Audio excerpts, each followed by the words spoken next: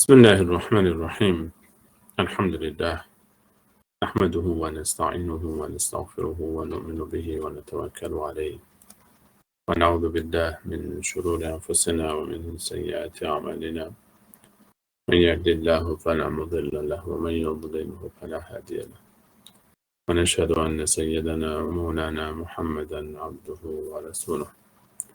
اللهم صل على محمد وعلى آل محمد كما صليت على إبراهيم وعلى آل إبراهيم إنك حميد مجيد، وبارك على محمد وعلى آل محمد كما باركت على إبراهيم وعلى آل إبراهيم إنك حميد مجيد. عرض سلام دارم و ادب و احترام خدمت همه شما خوبان گرامیان. امیدوارم هر کجا که هستید درس‌های الطاف علامتان موفق و پیروز و سربلند باشید.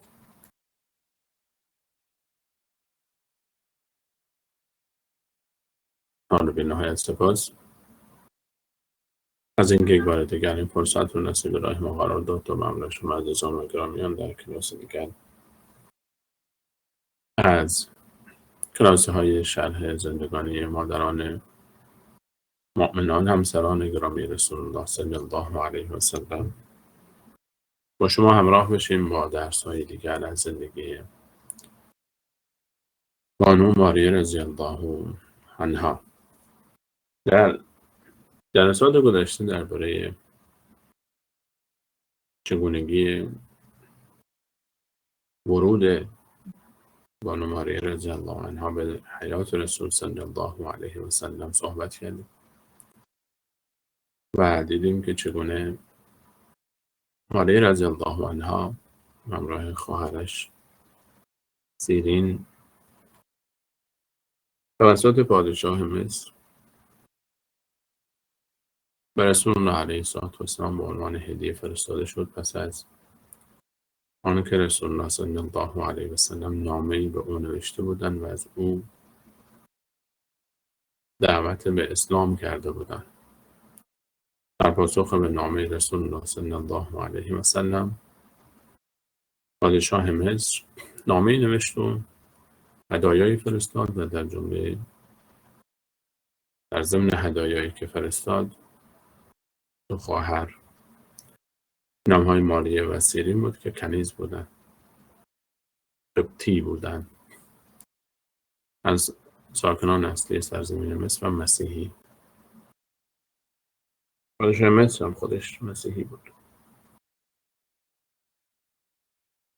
حاطب ابن ابی بلتعه سفیر رسول علیه السلام به مصر این بزرگوار رو با خود همراه کرد و به مدینه برگشت.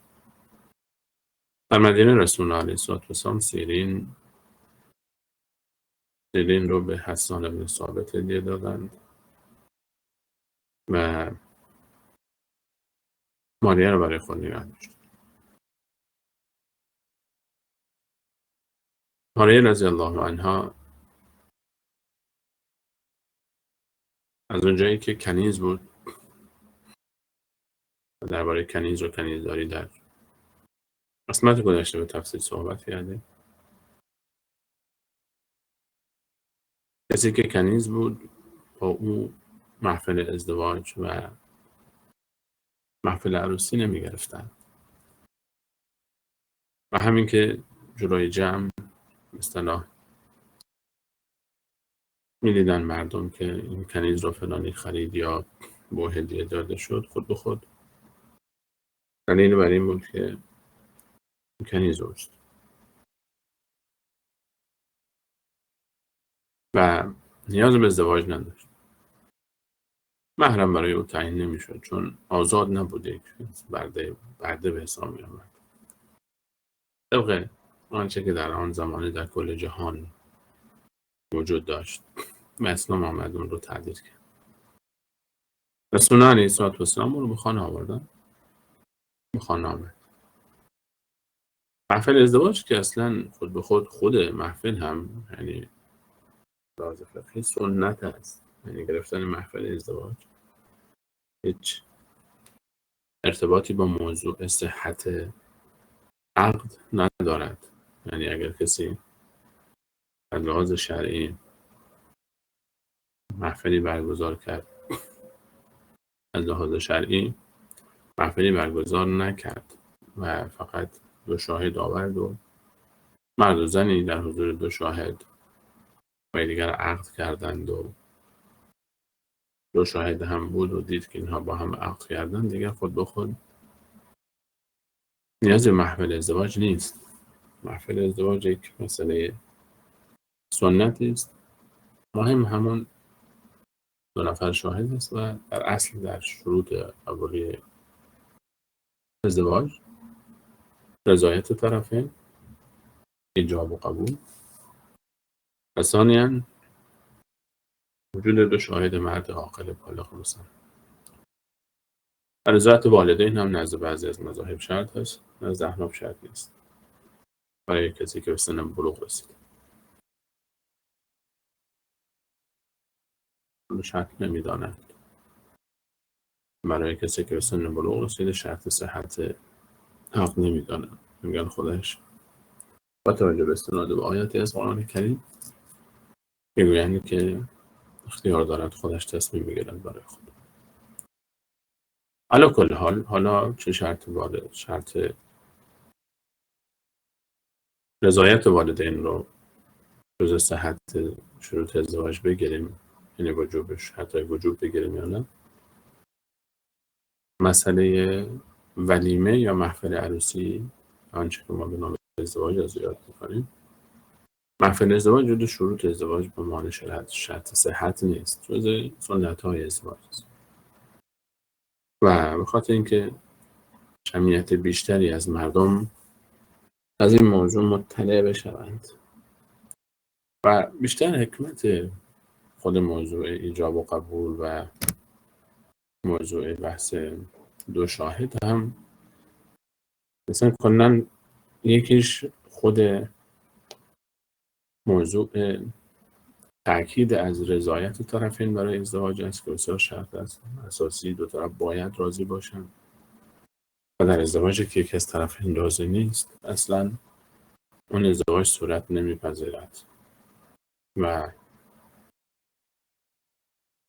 این ازدواج کلاً ازدواجی نیست که این ازدواج صحت داشته باشد و جزء شروط باطل کننده است. اگر رضایت نباشد 2 طرف اصلا ازدواجشون جایز نیست. و دوم اینکه یکی رضایت 2 طرف است، یکی هم که مردم خبر بشن و متهم نکنند اینها رو به اینکه بالاخره رابطه نامشروع دارن با هم. مثلا حکمت ها بیشتر سر اون موضوع است، هم 2 شاهد هم رضایت طرفین، ایجاب و قبول و 2 شاهد بیشتر به اون موضوع برمیگردد. وگرنه بقیه مسائل سنت حساب میشه، سنت های ازدواج است. از این رو موضوع کنیز وقتی که می آمده، کنیز به خاطر اینکه خب کنیز در اون شرایط اون زمان از خود اختیاری نداشته که راضی باشد یا نباشد، اسیری بوده برده و به خاطر اونجا شرط ایجاب قبول برای اون منتفی بوده است و صاحب اختیار او ولی او بوده، اون کسی که آقای بوده و سردار بوده برده نزد او بود. و موضوع دوم موضوع اعلان و خبر. در اون موضوع هم چون کنیزها معروف و مشهور بودن به خود نیاز به اون موضوع هم نبوده است و غیر از این که اصلا طرف عادتاً با کنیز کسی رابطه نامشروع برقرار نمی‌کرده، یعنی این رو در شأن خود نمی‌دانستن، نیازی نداشته این کار رو گرفته می‌خرید. ولی کلا من نمی‌خوام توی مسائل فقهی داخل بشم، اون مسائلی است که در ابواب فقه دربارش مفصل صحبت شده و هفته گذشته در جلسه گذشته در این باره صحبت کردیم. موضوع نظام برده داریم و آنچه که در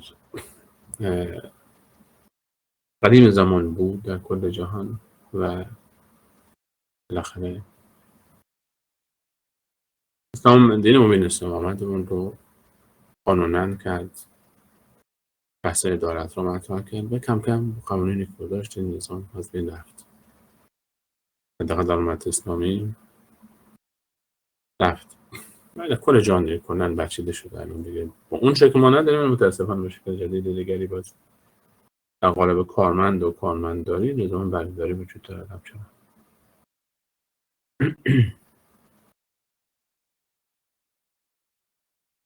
ماریا رضی الله عنها به زندگی و حیات رسول صلی الله علیه و سلم و بعد از آن رسول الله صلی الله علیه و سلم ماریا رو هم در کنار همسنان خود داشتند و بانو ماریا برای ایشان مکانی تدارک دیده شد، چون از جایی آمده بود که بالاخره آب و هوا و شرایط آن مقداری با مدینه متفاوت بود. سعی شد رسول الله علیه و سلم سعی کردن جایی رو انتخاب بکنن که با اون فضای قبلی که بانو ماریا در اون زندگی میکرد مقداری همخوانی بیشتری داشته باشه. سعی کردن در فضایی که درخت‌ها بود و در باغی بود اونجا مکانی برایشون فراهم شود برای زندگی. مقداری دورتر بود از مسجد نبوی و پشت بقیع بود، در منطقه حوالی مدینه که پشت قبرستان بقیع حساب می‌شد.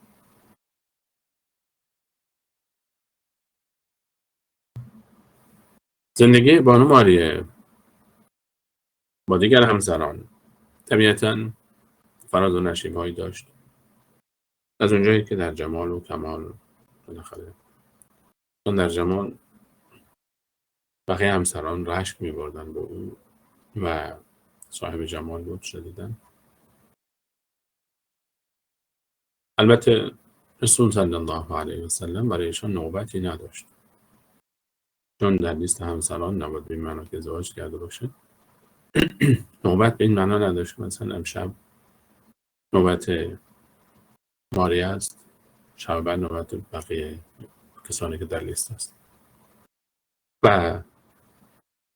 این نوبت رو برای بانو ماریا نداشت. هر فرصتی که ایجاد میشد پیششون میرفت. از جمله اتفاقاتی که صورت گرفت اشاره کردیم به موضوع بحث شأن نزول سوره تحریم. یکی از شأن نزول هایی که درباره سوره تحریم ذکر میکنند مفسرین که به بانو ماریا مرتبط بود و همچنین بانو حفصه رضی الله عنهما.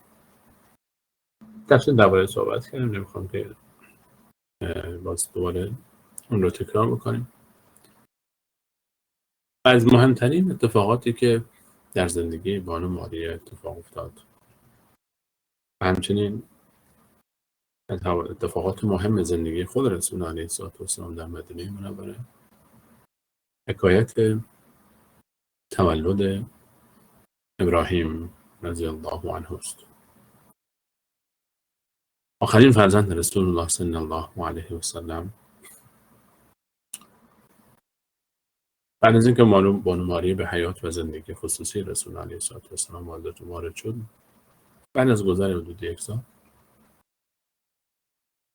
اونگونه که سیره‌نگاران نوشتن در ذوالحجه سال 8، یعنی بعد از فتح مکه و بعد از فتح مکه که در رمضان سال 8 اتفاق افتاد و حدوداً در بعد از فتح طائف و حنین.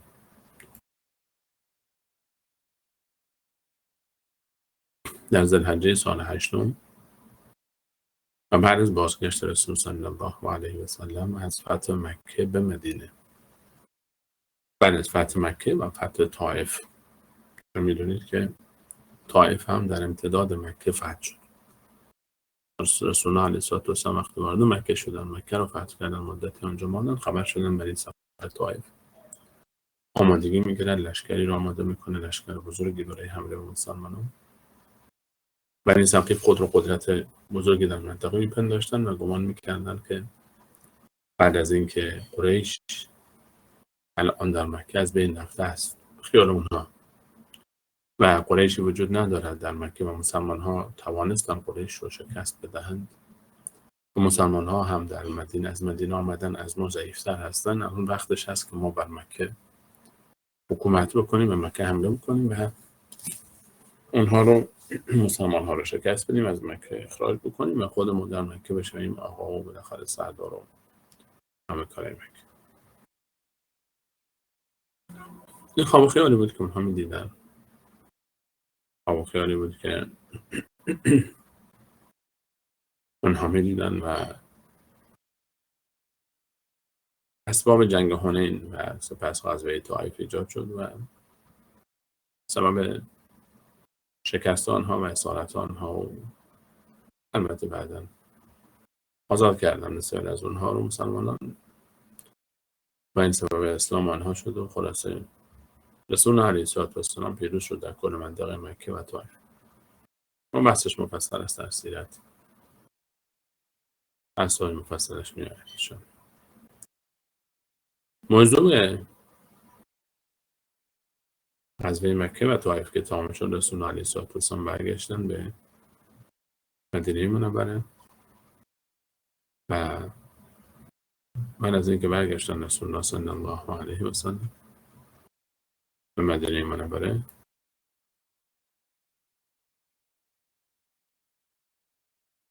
رسول الله صلی الله علیه و سلم در همون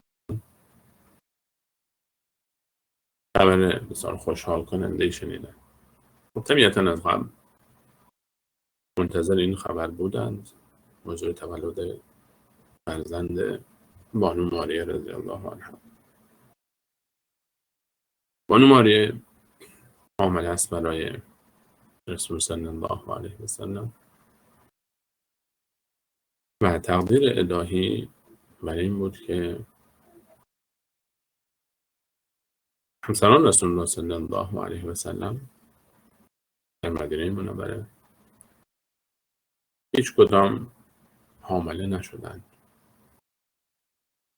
اراده الهی، تقدیر الهی برای این بود، وگرنه خواست رسول الله صلی الله علیه و سلم باشد برای این موضوع که نخواهد بچه دار شود. نه، این موضوع وجود نداشته است. اینکه خود رسول الله علیه السلام نخواسته باشد از عایشه یا حفصه یا زینب بنت جحش یا ام سلمه یا جویریه یا ام حبیبه یا صفیه، همه این بزرگوارانی که در سن جوانی هستند، یعنی به استثنای مادرمان سعوده که خب سنشون بالا رفته بود دیگه، از 5 سال از خود رسول علیه السلام هم بزرگتر بود. در ورود به مدینه منوره 58 سال سن مبارکش بود. خب امیدی بچه دار شدن نداشت. بقیه همسران دوست داشتن، رسول علیه السلام هم میخواستن، اما تقدیر و اراده الهی ولی نرفته بود و نشد، به استثنای بانو ماریه.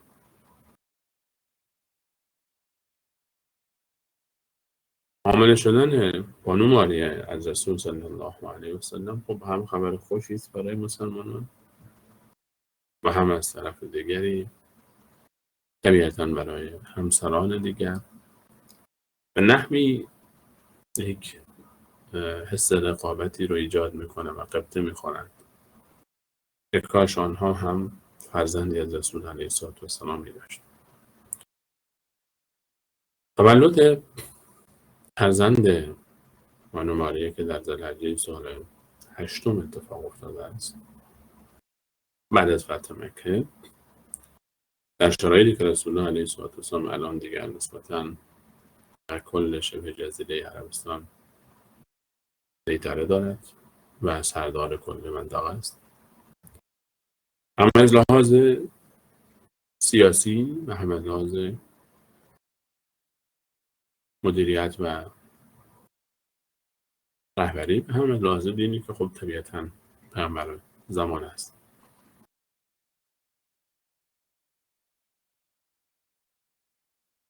این خبر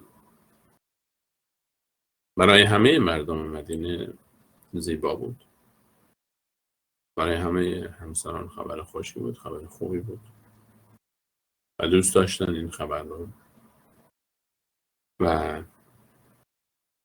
اینکه بالاخره اون روز فرا رسید و فرزند نازنین رسول علیه السلام که آخرین فرزندشان است به دنیا آمد. برای رسول الله علیه السلام هم بسیار این لحظه شیرین است. دلنگاران درباره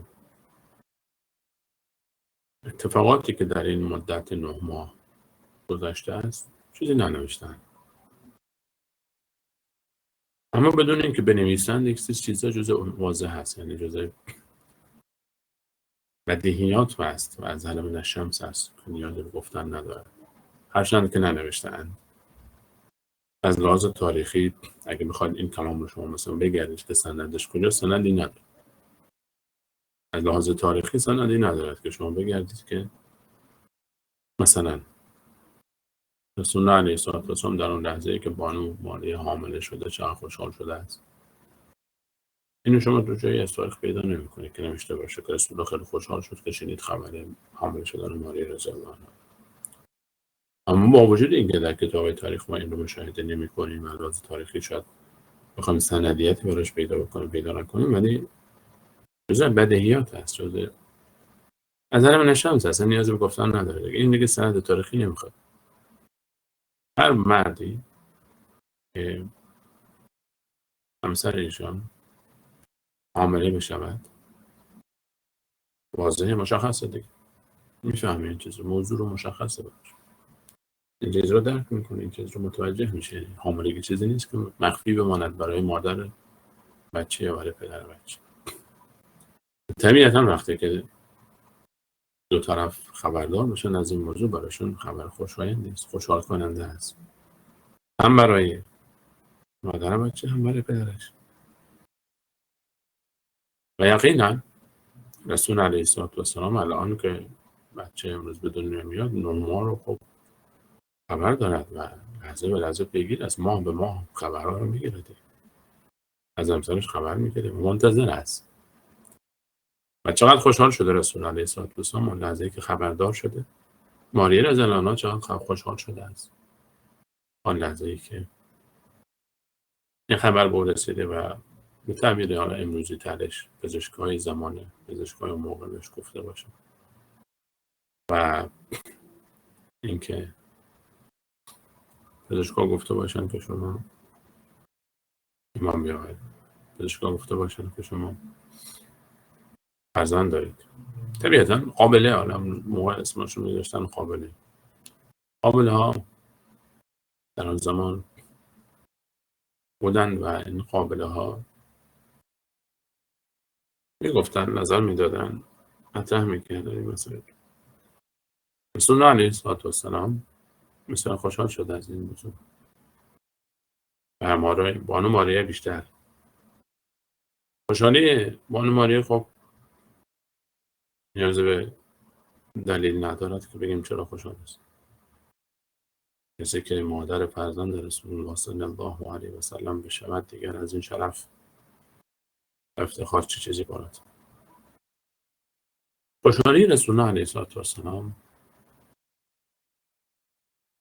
اگر برایشون حالا باز مسائل رو ذکر بکنیم بیشتر مشخص می شود که چقدر برای رسول الله زیبا بوده این موضوع.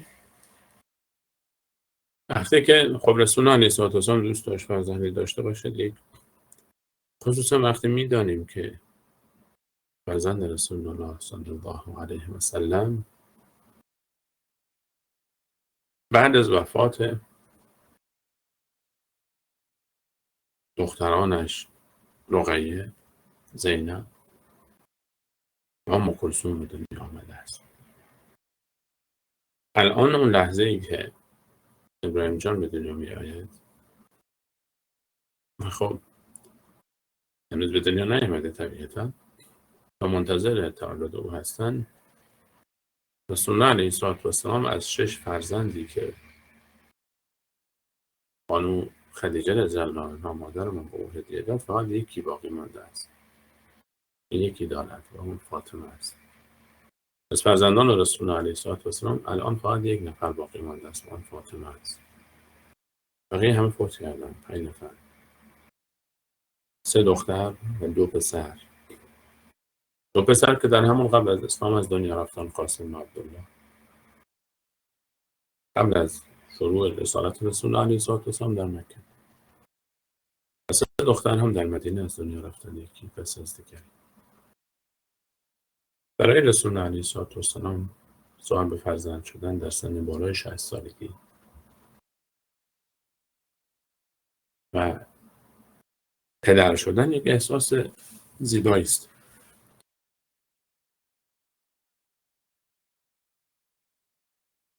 برای رسول صلی الله علیه و سلم الان بعد از وفات 5 نفر از فرزندان نازنینش، خصوصا 3 دختری که از دنیا رفتن، برای رسول علیه السلام بسیار سنگین بود.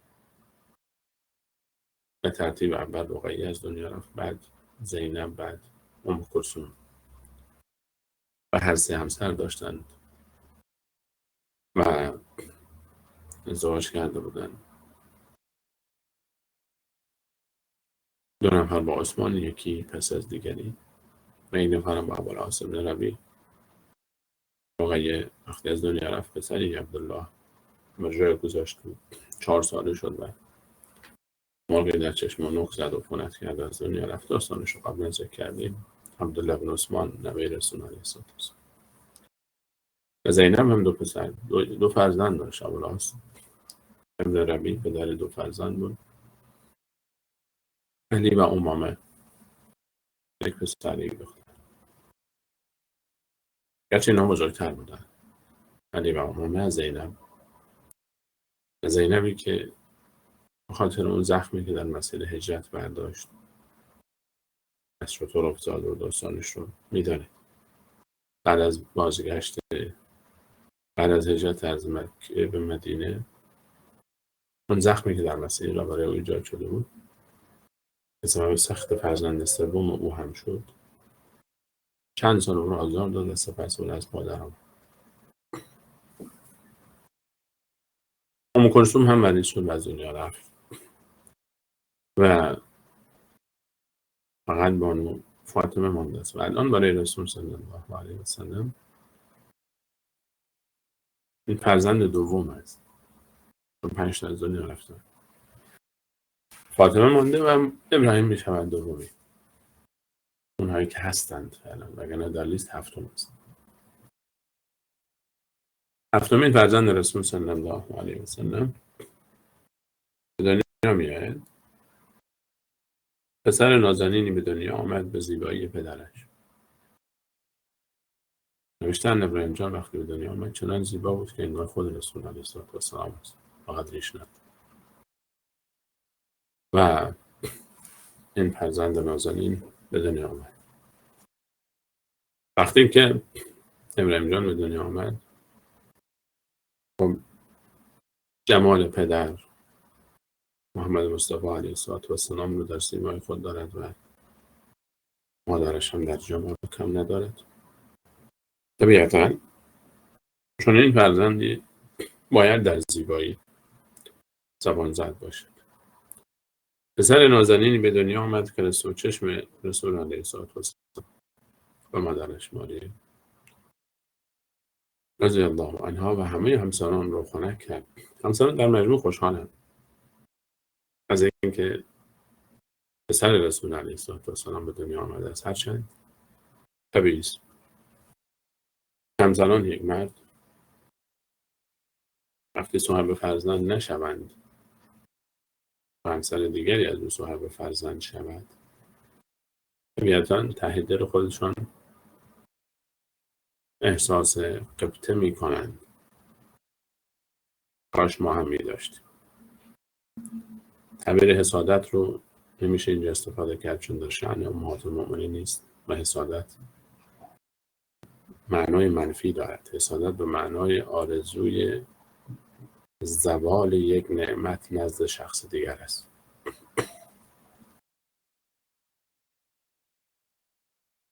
حسادت به این معناست که کسی نعمتی دارد، این نفری که با حسادت میکنه آرزو کنه که این نعمت از او گرفته شود. و کلا و حاشا که همسران رسول الله علیه السلام چون این آرزویی کرده باشند که ابراهیم از رسول الله یا از ماریه گرفته شود. کلا و حاشا. غبطه به معنای اینکه وقتی کسی نعمتی دارد، انسان دوست داشته باشد کاش من هم به مانند نعمت او می داشتم و ناراحت نیست از نعمتی که او دارد. خوشحال است از اینکه الله تعالی به اون نعمت داده. دوست دارد کاش من هم می داشتم. این رو میگم قبطه. خیلی فرق میکنه با حسادت. حسادت یک حس منفی است. حسادت یک حس منفی است. قبطه نه. قبطه چون در اون بار منفی نداره. دوست داره الله تعالی نعمتی رو که به دیگران داده بدون اینکه نسبت ما افراد حس بدی داشته باشه. دوست داره که خودش هم داشته باشه. ابراهیم جان به دنیا آمد و خانه رسول صلی الله علیه و سلم رو رنگ و هوای دیگری بخش.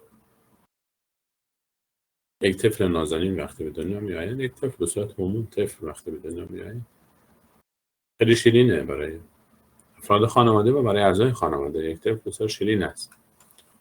طفل طبیعت یک طفل همین است. طبیعت طفل اینه که هرچه بزرگتر میشه شیرین‌تر میشه، خصوصا بعد از ماه دوم سوم. طفل شیرین هست. اون لطافت رفتارش، اون حرکاتش، اون لبخندهای نازنینش، اون خزیدنها، اون کلمات و حرفهایی که در ابتدا یاد میگیره یکی یکی، اینها برای همه شیرین است. شما تصور بکنید ابراهیم جان رو که به دست امهات المؤمنین یکی یکی دست به دست میشه. خود رسول الله علیه السلام وقتی او رو میبیند چه احساس زیبایی نسبت بود. و عجیب است. برای من وقتی که ابراهیم به دنیا آمد، رسول الله علیه السلام این رو اضافه بکنم برگردم به صحبت هم، نامشون به ابراهیم گذاشت. رسول الله علیه السلام وقتی این پسر نازنین به دنیا آمد، نام او رو ابراهیم گذاشت. ابراهیم شخصیت شناخته شده است در تاریخ بشر. کمتر انسانی روی زمین است که ابراهیم رو نشناسد علیه السلام. بلکه غیر از اینکه مسلمانان او را امام و الگوی خود می‌دانند، مسیحیان، یهودیان و بلکه مشرکین مکه هم به او احترام داشتند. ابراهیم علیه السلام شخصیتی است که رسول الله علیه السلام از نوادگان ایشان است، از نسل اسماعیل پسرش، و به نحو جد رسول الله علیه السلام حساب میشه. ایشون رو ابوالانبیا میگویند، پدر انبیا، چون پیامبران بعد از ایشان کسانی که در قرآن ذکر شده نامشون همه از نسلشون است. البته این به معنی نیست که پیامبران مناطق دیگر هم همه از نسلشون باشه. پیامبرانی که در قرآن بعد از ایشون ذکر شده از نسل ایشان هستند. و از بنی اسرائیل که فرزندان ایشان حساب میشن، چه محمد مصطفی صلی الله علیه وسلم که نسل اسماعیل. ابراهیم علیه السلام یکی از دعاهایی که قرآن کریم برای ما ذکر میکنه از زبان ایشان در سوره مالکه و قلیل است، فرمود ربنا وابعث فیهم رسولا منهم. در 129 سوره مالکه بقره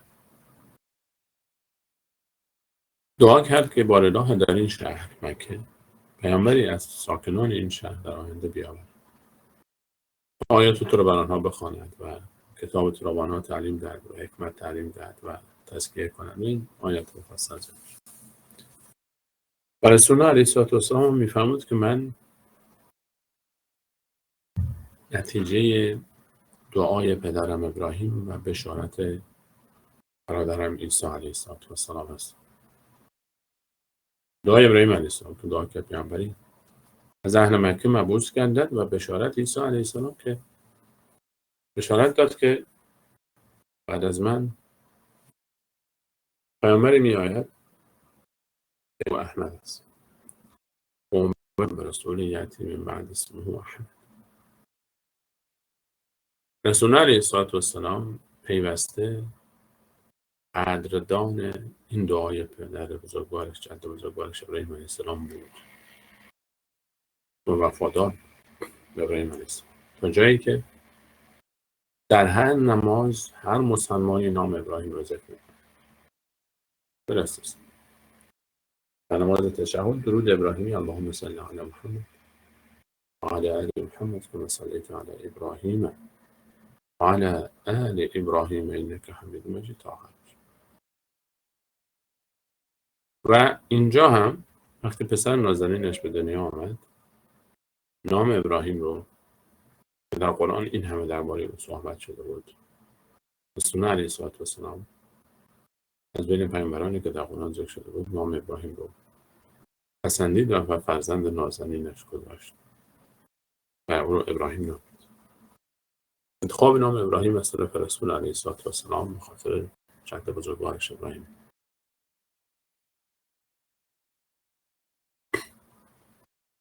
و به نحو دیگری میشه گفت که به شکل دیگری گذاشتن نام ابراهیم بر فرزند سنت رسول الله علیه السلام است که جمع میکنه بین فعل رسول الله علیه السلام و بین شخصیت ابراهیم علیه السلام. ابراهیم جان به دنیا آمد.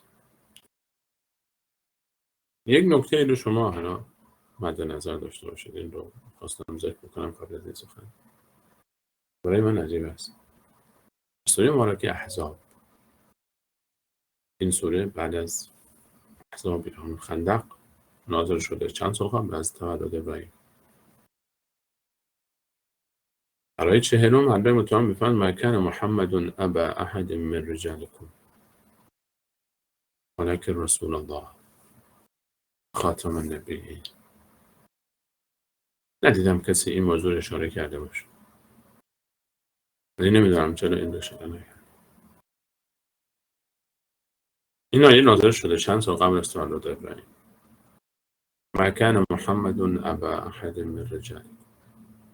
محمد علیه السلام پدر هیچ کدام از مردان شما نیست، ولکن رسول الله و خاتم النبیین، رسول الله است و آخرین پیامبر.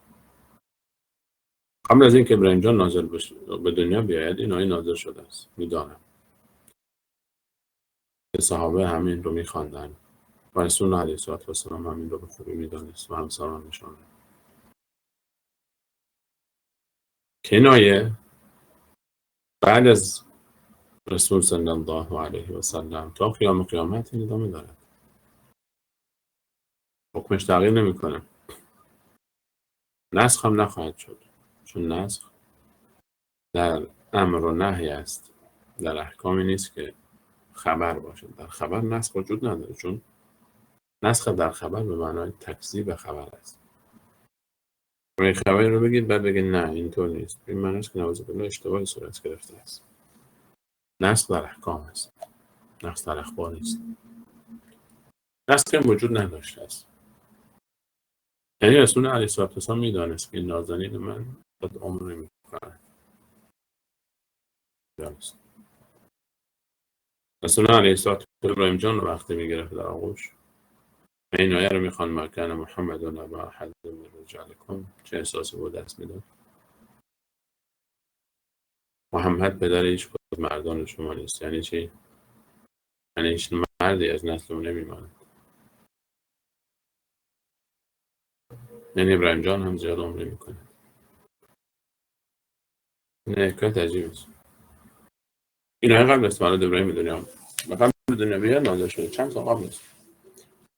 و این آیه اشاره داشت که ابراهیم جان زیاد عمر نمیکند، یا حداقل به سن ازدواج نمیرسد، نسل از او بماند.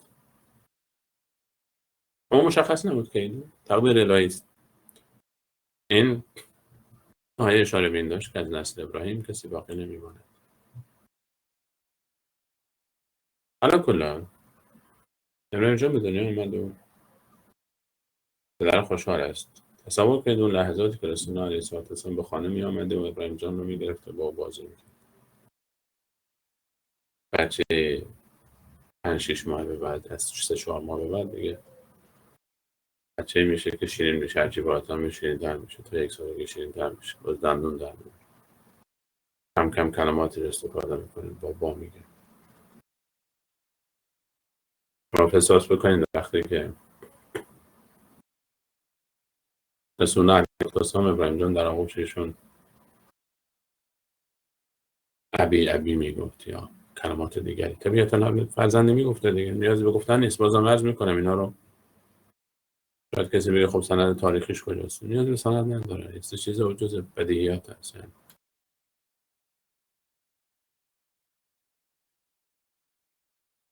این دیگه سند تاریخی نمیخواد که شما بگید یک بچه یک ساله دندون در آورده. خب هر کسی در میاره دیگه سند نمیخواد شما بگید ابراهیم جان وقتی که 5-6 ماهش بوده یا 7-8 ماهش بوده مثلا شروع به خزیدن کرده، میخزیده. خب این دیگه سند نمیخواد. این طبیعت ما، این طبیعت ما انسان هاست. این که رسول الله علیه السلام با پسرش بازی میکرده با ابراهیم جان و در آغوش میگرفته میبوسیده بوم کرده، این سندش اینه که رسول الله پدر است، مهربانترین پدر روی زمین بوده است و ابراهیم فرزند بود. همین کافی است. سندش همین است. هر پدری با فرزندش، هر پدر مهربانی با فرزندش این رفتار داره. یعنی در این مدتی که ابراهیم جان در خانه رسول علیه السلام هست، شما تصور کنید فاطمه رضی الله عنها اگه خودش مادر است 3 تا فرزند داره، حسن، حسین و زینب رو داره. ببخشید حسن، حسین و رقیه رو داره. رقیه و زینب 4 تا. حسن، حسین، رقیه و زینب 4 تا فرزند داره خودش. بازم وقتی که ابراهیم جان رو در آغوش میگرفته برادرش ابراهیم حس خاصی داشته، پسر رسول علیه السلام. یا علی وقتی او رو با آغوش میگرفته، یا عثمان، یا ابوبکر، یا عمر، همه اینها یعنی امکان نداره که ابراهیم جان رو در آغوش نگرفته باشه. اینا پیوسته اطراف رسول علیه السلام بودن. اینا پیوسته در کنار رسول صلی الله علیه وسلم بودن. طبیعتا حتما صحابه ابراهیم جان رو میدیدن در آغوش رسول علیه السلام و خصوصا که باز خانه های رسول علیه السلام دیوار به دیوار مسجد بوده است. یعنی راه دوری نبوده که بگیم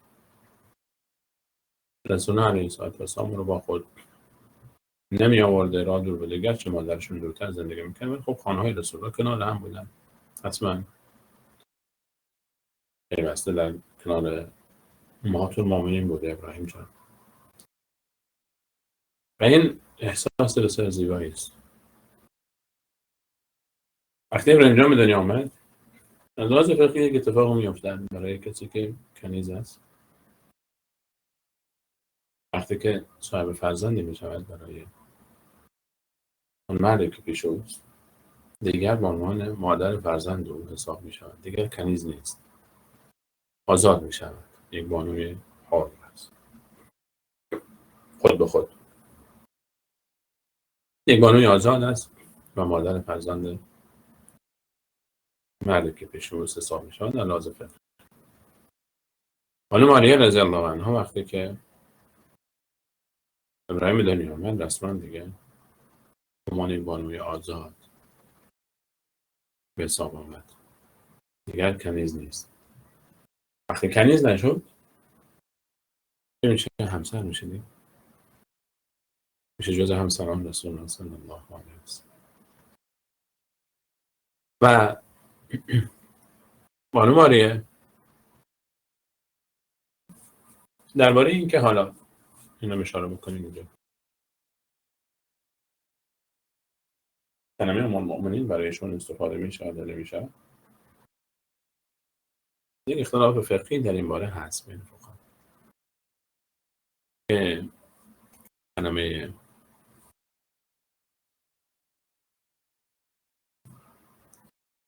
المؤمنین رو برایشون استفاده بکنیم یا نکنیم. و از اونجایی که ایشون در ابتدا کنیز بودن، برخی گفتن که استفاده نشود، استفاده نمیشود، چون رسول الله قرآن کریم فرموده و ازواجه امهاتهم، همسران اونا که ازدواج کردن امهاتهم است. و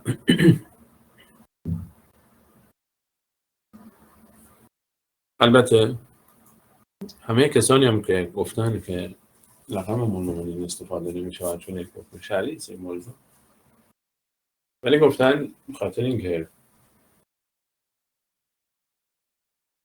رسول الله علیه السلام از ایشون صاحب فرزند شده و فرزند مادر فرزند رسول علیه السلام هست، احکامی که درباره امهات المؤمنین هست برایشون اجرا میشه.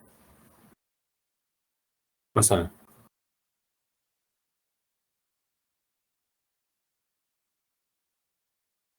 این گردنتان فرمود که بعد از وفات رسول الله علیه السلام با همسران و ازدواج نکن. این حکم در حق مالی رضی الله هم هست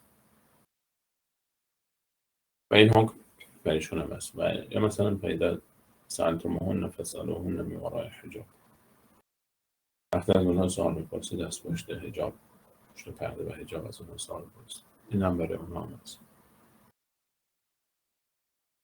دیگه از علما میگوین که با توجه به این که ایشون مادر فرزند رسول صلی الله علیه و سلم شده است، یک بانوی آزاد شده، که آزاد شده یک کنیز نیست، کنیز نیست که همسر رسول الله علیه و سلم است. کلمه ام المؤمنین برایشون استفاده میشه در لیست همسران قرار گرفته است. به کل حال چه این کلمه استفاده بشه یا نشه مسئله عقیدتی اومد. مهم نیست که اگر کسی استفاده کرد ما بگوییم دچار مشکل عقیدتی شده است و یک اجتهاد فقهی است. و خود من به این موقف مقوله دوم بیشتر تمایل دارم. ام المؤمنین ماری رضی الله عنها بگوییم بیشتر، چون که مادر فرزند رسول صلی الله علیه وسلم است، چون که در خانه رسول صلی الله علیه وسلم زندگی کرده است، چون که بعد از تولد فرزندش دیگه کنیز نبوده است، او یک زن آزاد بوده است و بعد از اون هم باز در خانه رسول علیه السلام زندگی کرده است. همین خاطر ترجیح بنده این است که بگوییم ام المؤمنین ماری رضی الله عنها. اگه کسی نگفتم مشکل نیست، در هر دو حالت یعنی سخت نگیریم این موضوع، چه کسی بگوید چه نگوید. اگه کسی گفت ام المؤمنین سخت نگیریم، چون مسئله نیست که مسئله ای باشه که یک اجتهاد فقهی است، یک اجتهادی است و حکم خاصی بر اون مترتب نمیشه، یعنی مشکلی ایجاد نمیکنه، یعنی مسئله خاصی بر اون مترتب نمیشه. از اون مسائلی نیست که حالا اگر ما پذیرفتیم و نپذیرفتیم بعدش مرحله بعدش باز خطرناک باشه. نه، تبعاتی نداره. اگر هم کسی نگفت ام المؤمنین صحابیه رسول علیه السلام که 100% اونم بیاد در آیه استناد بکنم این آیه و ازواج و امهاتهم بگه چون ایشون از ابتدا ازدواج نکرده کنیز بوده جز این آیه قرار نمیگیره، اجتهادی است و قابل احترام است. هر دو فتوا قابل احترام است. در این موضوع سخت نگیریم. چه کسانی که میگویند ام المؤمنین، چه کسانی که نمیگویند ام المؤمنین. یعنی اگر گفت ام المؤمنین ما نگوییم چرا میگویم ام المؤمنین، دلیل تو چی هست؟ اگر کسی نگفته خب بازم نگیم که بی احترامی کردیم یا حرمتی کردیم. نه، یک مسئله علمی است و هر کسی نهی داره. من خودم به گفتن ام المؤمنین تمایل دارم به خاطر حرمتشان، جایگاهشان، مکانتشان. وقتی که تمام احکامی که برای امهات المؤمنین بوده برایشون استفاده می شود، خب چه اشکالی دارد که ما فقط کلمه را استفاده نکنیم. وقتی که اون احکامی که برای لفظ مؤمن مترتب می شود استفاده می شود و وقتی که در دنیا پیش رسول علیه السلام بوده، وقتی که بعد از رسول الله کسی حق ازدواج با ایشان را نداشته است و وقتی که در جنت با رسول صلی الله علیه و سلم هست، خب چه اشکالی داره ما بگیم ام المؤمنین؟ چرا نگیم؟ غیر از این که اون استنباطی که از آیه می شود و ازواج و امهاتهم موضوع صریح نیست، یعنی این که بگیم موضوعی که هیچ اختلاف نظری درباره وجود ندارد. همین مسئله که ام ولد خب مانع این نمی شود که ام المؤمنین نباشد، یعنی جمع بین این دوتا چه اشکالی داره؟ حالا مثلا ام ولد یعنی زنی که ام ولد است آزاد است یا نیست؟ این سوال. آیا زنی که ام ولد بشود یک زن آزاده به حساب نمی آید؟ یا هنوز کنیز است؟ ام ولد کنیز است یا آزاد است؟ این سوال است. و ام ولد کنیز است یا آزاد است؟ ام ولد دیگه کنیز نیست. من میخواد ام ولد رو کسی حق نداره که او رو بیاورد و ام ولد رو کسی حق نداره که او رو به عقب که کسی دیگری در بیاورد. مردی که کنیز او برای او فرزندی به دنیا می آورد میشه ام ولد، او حق نداره دیگه او رو مان کنیزی بفروشه، اون میشه زن آزاد. بحث ام ولد بودن من وجود نداره بین ام ولد بودن، جمع بین ام ولد و ام المؤمنین، بین این دوتا یعنی جمع بین این دو تعارضی وجود نداره.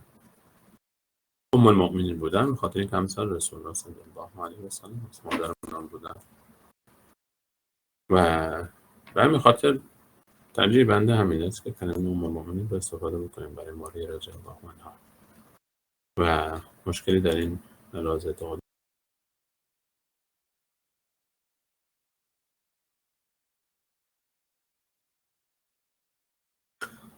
و در خود موضوع به دنیا آمدن ابراهیم جان هم وقتی که به دنیا آمد رسول الله صلی الله علیه و سلم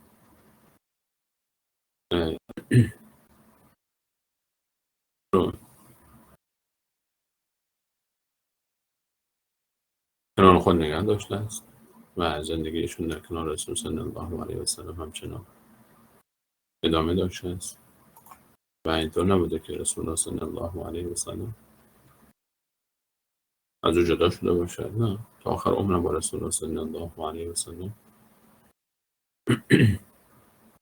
زندگی کرده است. علی کل حال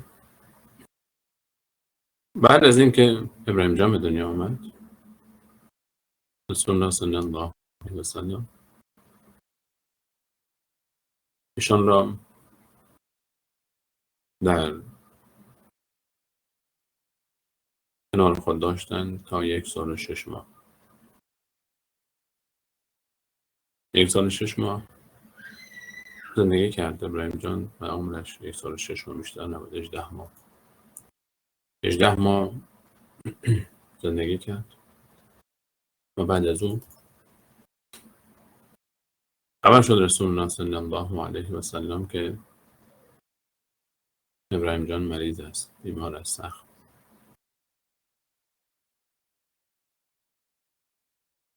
این حکایت تلخی بود. برای سال دهم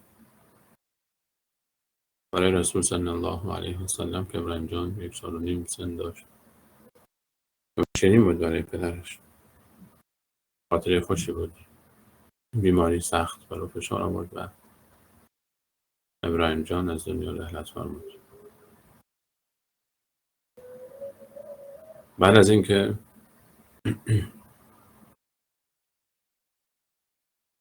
شان از دنیا رحلت فرمود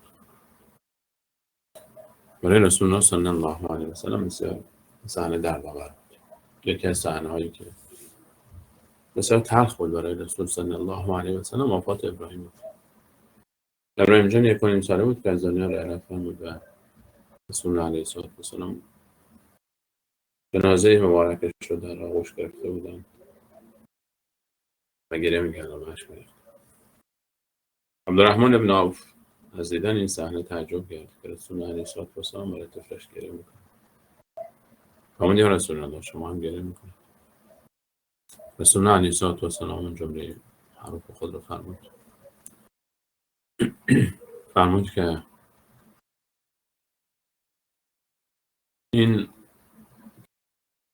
رحمت الهی است عبدالرحمن. ان العین تدمع، چشم میگرید، القلب یحزن، و قلب ناراحت میشود. ولا نقول الا ما یرضی ربنا، و چیزی نمیگوییم مگر آنچه که پروردگار ما را راضی کند. و در آخر یک جمله بسیار عجیب فرمود و انا لفراقک یا ابراهیم لمحزونون.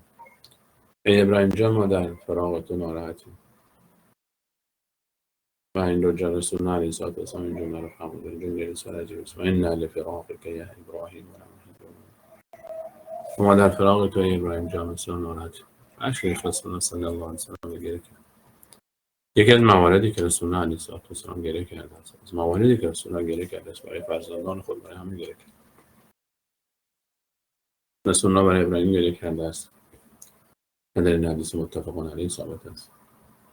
رسول الله علیه السلام برای رسالت برای گردنبندی که زینب فرستاده بود برای آزادی ابوالعاص در اسیران بعدی گریه کرد. رسول الله علیه السلام وقتی که ام کلثوم رو داخل قبر می‌گذاشت گریه کرد. این همه روایات صحیح تاریخی ثابت است. و از اون قلب نازنین و رحمت للعالمین بعید نیست که برای همه عزیزانش گریه کرده است. برای مومنین خدیجه گریه کرد، برای یارانش گریه کرد، برای زید بن حارثه گریه کرد، برای حمزه بن عبدالمطلب گریه کرد، برای مصعب بن عمیر گریه کرد، برای همه عزیزانش گریه میکرد.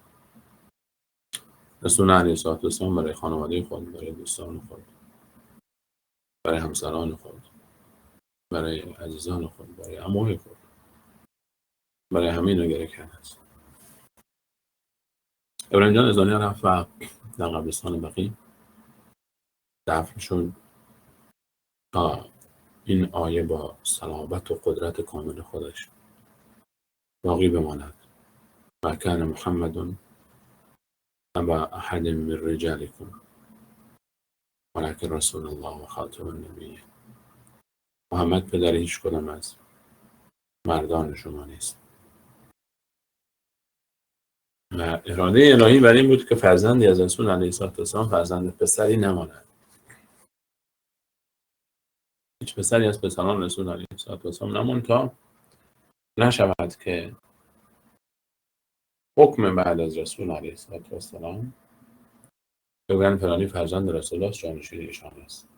فرزندش جانشین او بشه و یک پادشاهی دینی در اسلام ایجاد گردد. طبیعتا اگر رسول الله علیه السلام پسری می‌داشت بزرگ، شما تصور کنید اگر قاسم جان نمی‌مرد. قاسم پسر رسول الله علیه السلام، اولین پسر ایشان که قبل زینب به دنیا آمده، یعنی حداقل در هنگام هجرت رسول صلی الله علیه و سلم قاسم بالای 20 سال داشت اگر زنده می بود.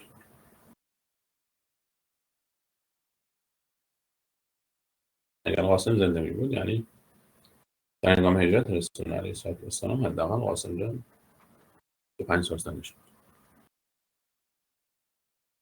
اگر 25 ساله می بود در هنگام وفات رسول الله علیه السلام 35 ساله بود.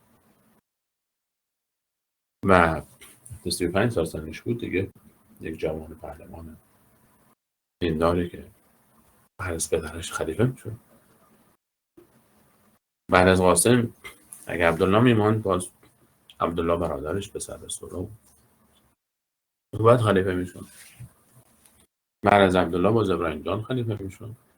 باز بعد از اینا پسرهای اینها باز میشدن. همینطوری پادشاهی دینی میماند. اراده الهی به این بود که نه، امرام شورا بینهم، با هم مشورت کنن، خودشون یک نفر رو انتخاب بکنن عنوان جانشین رسول علیه السلام. و اراده الهی برای این بود که رسول علیه السلام پسری از اون نماند.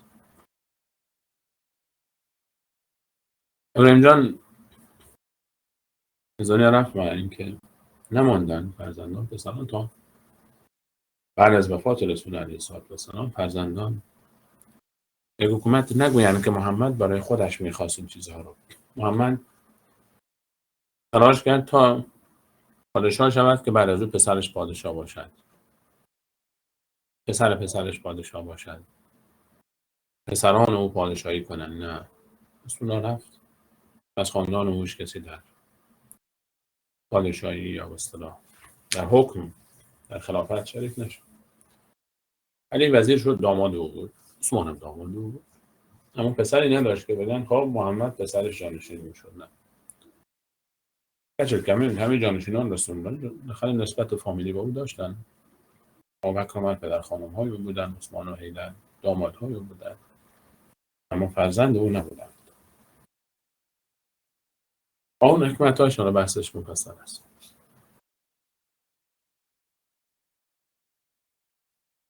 ابراهیم جان از دنیا رحلت فرمود و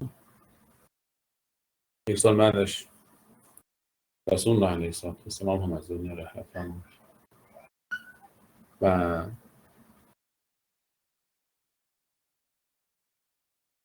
خانم علیه رضی الله عنها ماند در کنار بقیه همسران رسول صلی الله علیه و سلم تا خلافت صدیق. و بعد از خلافت صدیق رضی الله عنها هم ماریه رضی الله عنها چند سالی از خلافت عمر رضی الله عنه رو هم گذراند و در محرم سال 16 5 سال بعد از وفات رسول الله صلی الله علیه و سلم بودن. در زمان خلافت عمر رضی الله عنه در مدینه منوره وفات بود.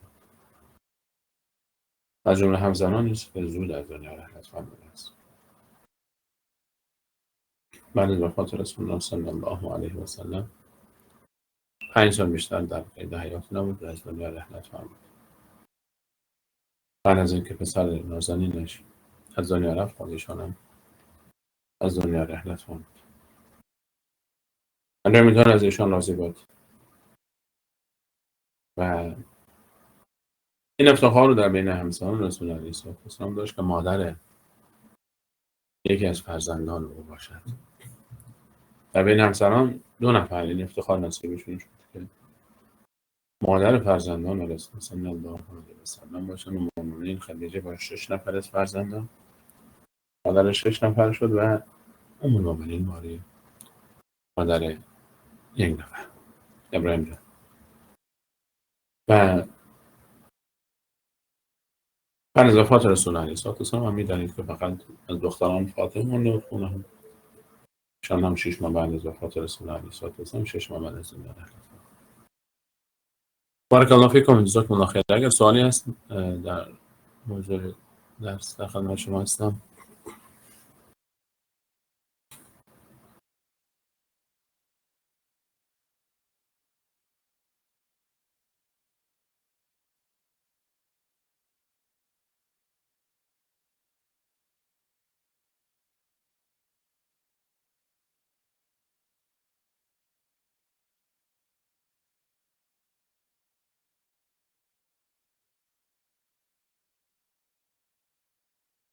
نوشتن که عزیزان که درباره شأن نزول سوره تحریم درباره مادر ماریا شخصی همراه بحث کن راجع به اینکه خدا شانه دین رسول الله دو موضوع بحث مادر ماریا و خبر رسول الله علیه السلام مورد جانشینش که مادر حفصه گفته بود رو رد کرد و من چند سایت گشتم و در یک جا پیدا کردم که آنها اون حدیث رو ضعیف کرده سایت اپلیکیشن متوری شان دارید که بتونیم هم در این مدرک آنجا مراجعه کنیم.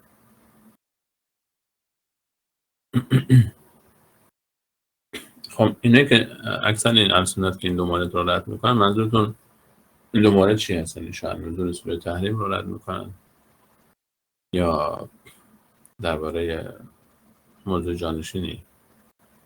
شأن نزول سوره تحریم دو تا شأن نزول دارد. من عرض کردم خدمت شما شأن نزول سوره تحریم دو تا موضوع هست. با آیه صریح هست، آیه یا ایها النبی لم تحرم ما احل الله لك، چرا حرام میکنی آنچه را که الله متعال برای تو برای تو حلال کرده است. چه بگوییم شأن نزول درباره عسل بوده است یا چه بگوییم شأن نزول درباره ارتباط با مادر ماریه بوده است. هر دوتا یک حلالی رو رسول الله علیه السلام برای خود حرام کرده است. فرقی نمیکنه در اصل حکم.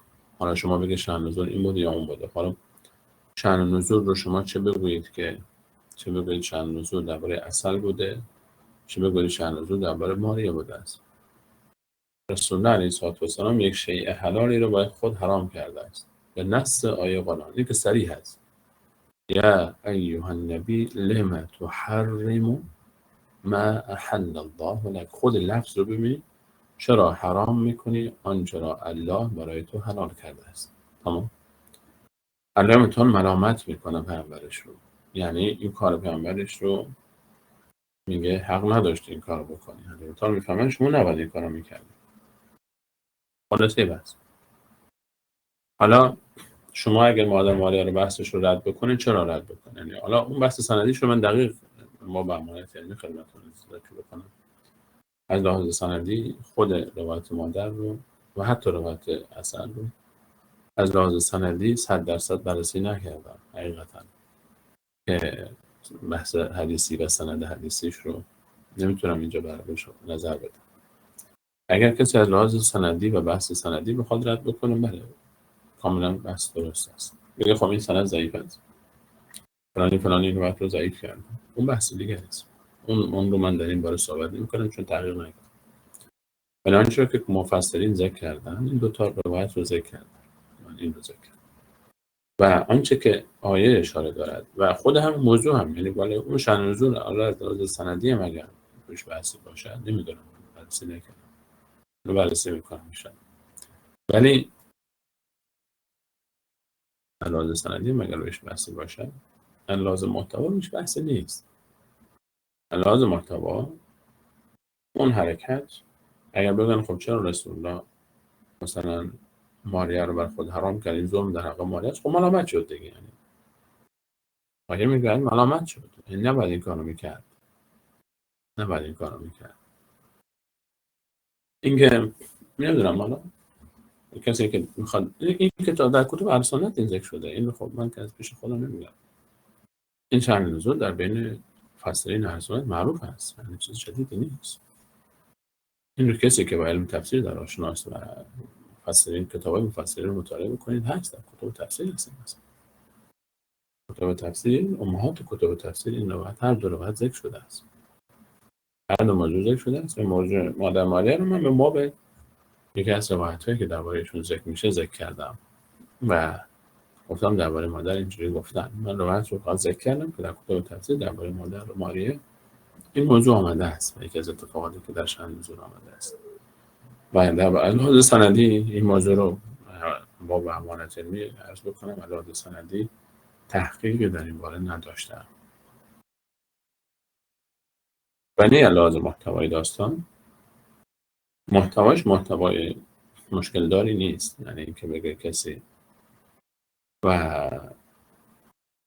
این موضوع، ولی خب لحاظ سندی اگر بحث روش نباشه خب طبیعتا خلاص دیگه جای بحث نداره. من لحاظ سندی رو عرض کردم، من تحقیق نکردم، نمیتونم الان نظر بدم. ان شاءالله بررسی میکنم برای جلسه بعد در این باره صحبت کنیم.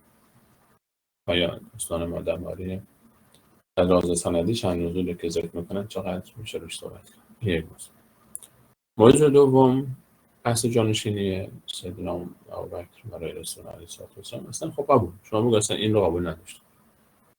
ده ها مورد دیگر برای اثبات جانشینی ابوبکر هست. آیا همین یک مورد کافی نیست که بگوییم رسول الله علیه السلام 5 روز آخر حیات خود با وجود اینکه خودشان زنده بودن ابوبکر رو امام قرار دادن برای نماز مردم.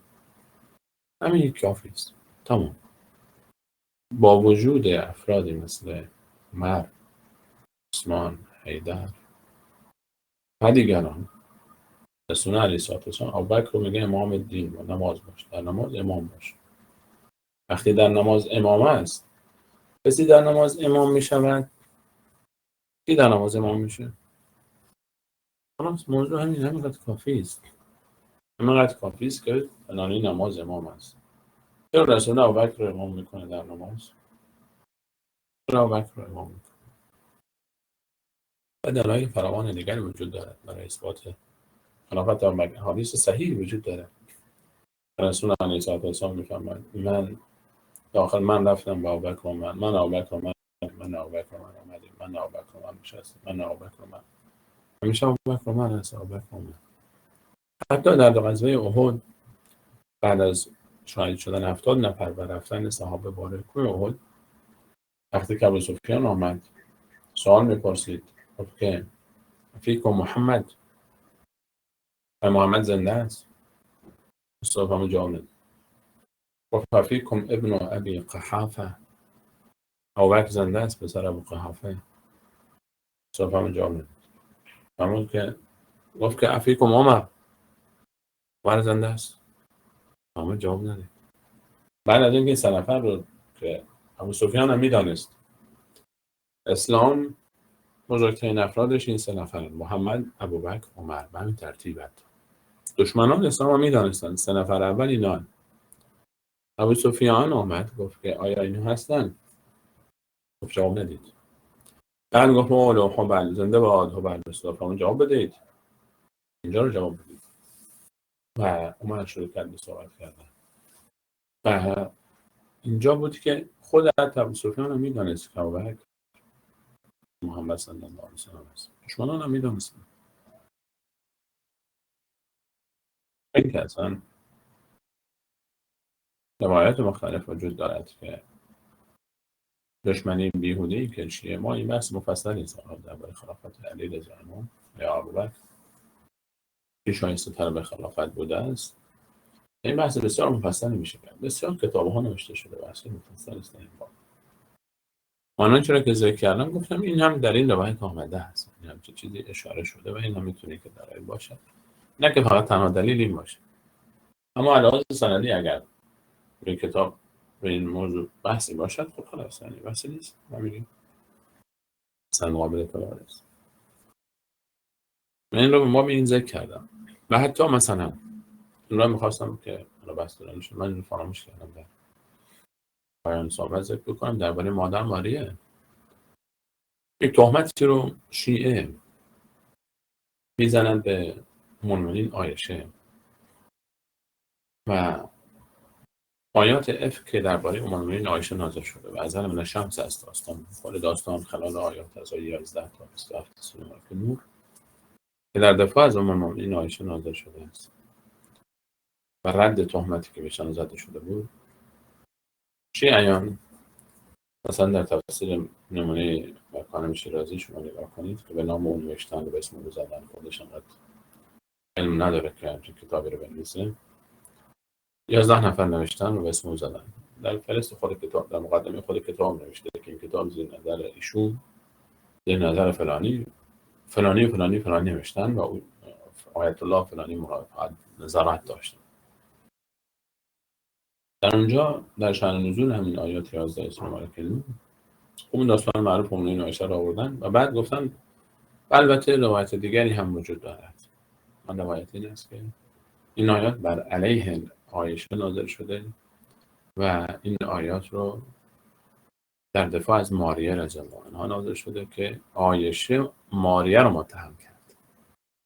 عایشه نعوذ بالله به ماریه تهمت زنا زد. اونها اینجوری میگن که ابراهیم که به دنیا آمد گفت این پسر رسول الله نیست، این پسر فلانی است و اینجا میگن که متهم کرد نعوذ بالله عایشه ماریه رو و این آیات در رد عایشه نازل شده است. رو هم میگن خب این بالاخره خود آیات صراحتا واضح است که ردی است بر این ادعا. اون آیات ان الذین جاءوا بالافک، ان الذین، کسانی که تهمت زدن، صحبت یک نفر نیست، منم کسانی هستم. و درباره یک نفر شما که میگید عایشه تهمت زد، خب چرا آیات جمع به کار برده؟ چرا نگفت آن زنی که؟ چرا کتاب بقیه آیات کاملا واضح است؟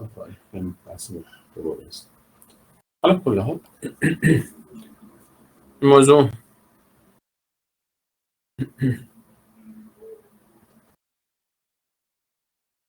خب اهل سنت ما متاسفانه برخی متأثرن. اصلا ما درباره روافض صحبت‌هایی که مطرح می‌کنیم، بعضی از همنشینی با خصوصا عزیزانی که در ایران زندگی می‌کنن زیاد همنشینی داشتن با روافض، یا وصلت دارن یا در حکومت هستن یا بالاخره با اونها رفت آمد دارن، سعی می‌کنن سنگ اونها رو به سینه بزنن. خب دیگه بعد از این همه تلاش‌ها الان کسی در این عصر زمانه، بعد از این همه امکانات و اینترنت، بعد از تلاش 15 ساله تلویزیون‌های اهل سنت فارسی زبان در رد بدعات رافض و کفر و شرکان و دروغ‌های اونها، الان دوباره کسی این حرفا رو بزنه و شیعه حمایت بکنه بعد از جنایاتی که شیعه در سوریه کرده و در عراق کرده و در یمن کرده و در منطقه کردن، باز کسی بیاد از اینا حمایت بکنه، این دیگه واقعا باید بینا باید گفت سلام علیکم، دیگه پاسخ دیگری نمیشه.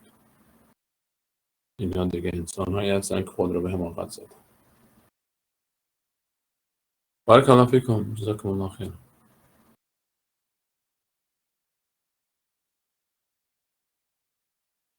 سوال دیگری هم کمی درباره قضا و قدر توضیح بدهید. مگر انسان خودش با گناهانش باعث ناخوشی و غم خود نمی‌شود؟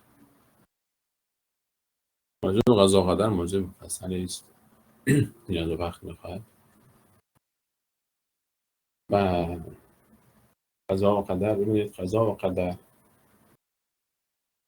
اینطور نیست که ما در این دنیا هیچ اختیاری از خود نداشته باشیم یا همه کاری عالم باشیم. مواردی هست ما اختیاری از خود نداریم، مثل چه وقت به دنیا بیاییم، چه وقت از دنیا برویم، چه شکلی باشیم و رزق و روزی ما چقدر باشد، پدر و مادر ما کیا باشد، طایفه ما کجا باشد، کجا زندگی میکنیم. اینا حکایتی است که اینا ما در این اختیاری نداریم. اما در اعمال خودمونش کسی نمیتونه منکر باشه که انسان میتونه انتخاب بکنه نکنه. و در موضوع این که اعمال ما تاثیر میگذاره در زندگی ما، طبیعتا در این دنیا هر کسی کار خیر بکنه برکت کار خیر خود را میبینه، هر کسی کار بدی بکنه شومی اعمال خود را میبینه، نتیجه اون را نه، نتیجه در آخرت است. چه نتیجه اعمال خیر، چه نتیجه اعمال شر در آخرت است. آنچه در دنیا نصیب انسان می‌گردد برکت کارهای خیر اوست و شومی کارهای شر او و نتیجه در آخرت است. و در کل یعنی قضا و قدر را بحث مفصلی است، خودش که در کار ایمان است و از مواردی است که در بین 6 رکن ایمان، یعنی فهم این موضوع از بقیه سخت‌تر است و موضوعی است که نیاز به تفصیلی دارد. ارکان 4 مرحله قضا و قدر الهی، علم الهی، کتابت و بقیه موارد، همین ها مشیت الهی و خلق الهی، اینا همه نیاز به توضیح دارد. در بحث عقیده، در کلاس‌های عقیده با اساتید عقیده موضوع رو مطرح کنید، تفصیل صحبت کنید. بارک الله فیکم، جزاکم الله خیر.